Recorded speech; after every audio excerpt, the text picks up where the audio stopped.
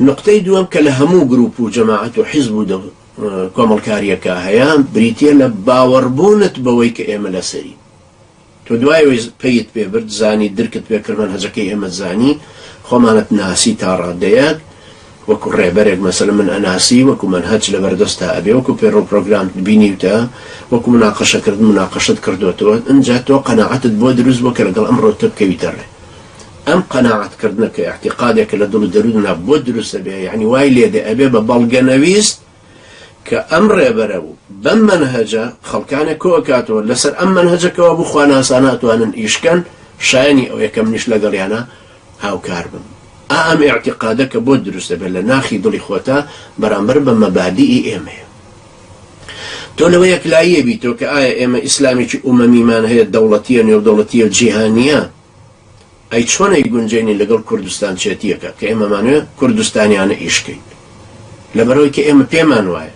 حاڵی ئێستای ئومەتی مسلمان ئومەتە مسلمانەکە و ئومەتە ئیسلامی جوگرافیاییەکە پەرتەوازەیە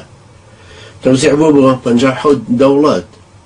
لەبەرەو کارکردن هەروە ئاسان نییە بازدان بەسەر ئەم هەموو سنوورانە باوەڕمان بە سنوورە مەلعونەکان هیچی نییە لە ئەندۆنیسیا و تا مەغریب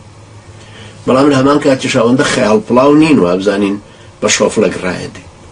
بۆیە ئێمە کوردستانیانە ئیشەکەین بۆی ئەو دەسەڵاتە ئەلمانیە بێدینە کوفرستانیە بگۆڕین هەتا بیکەینەوە بە دارالئیسلام هەتاکو حکمی سەرۆرەتی شەرع بێتەوە پێش لەبەرەوە ئێمە ئەمە ساحەی ئێمەیە بە ئاشکراش ئەمانە ماوتو ئەمە بۆ نمونەیەکە لە مەبدەئی ئیشکردنمان کە تۆ اعتیقادت هاتە سەرەوەی کە ئەم مەبدەئەت لا ڕاستە و قەنەعەتت پێ کردووە لەگەڵ زانیاریەکانتا دەمجەبن دوو ڕوکنی سەرەکیت بۆ دێتە پێشەوە وەکوتم ڕوکنی زانستی ڕوکنی اعتیقاد ڕوکنی جۆڕایەڵی و ملکەچێتی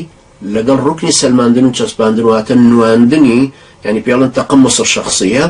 ئەو کاتە تۆ ئەبی بە کابرایەکی ڕەوتەوە خەڵک هەست پێکا کە تۆ ڕەوتەوانی حاکم و محکوم بەلامان و مهم نییە ئەدگرن لەسەری با بتگرن چیت کردووە تاکو محاکەما کرێ با محاکەمە کرێ لەسەر فکردە لەسەر ئەم کتێبانەیە هەمووی چاپ کراوە بڵاو بۆت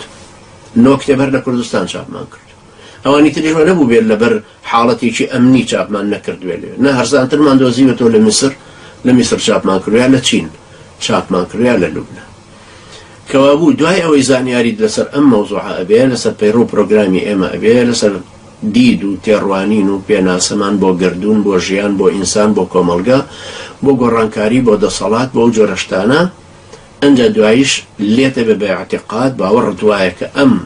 پرەنسیپانە ئەم مەبادیئانە شتی جوانن لە قورئان و سونەتەوە هاتوون بەڵگەیان لەسەرە لەبەرەو کارکردن لەسەر ئەساسی ئەمە شتێکی باش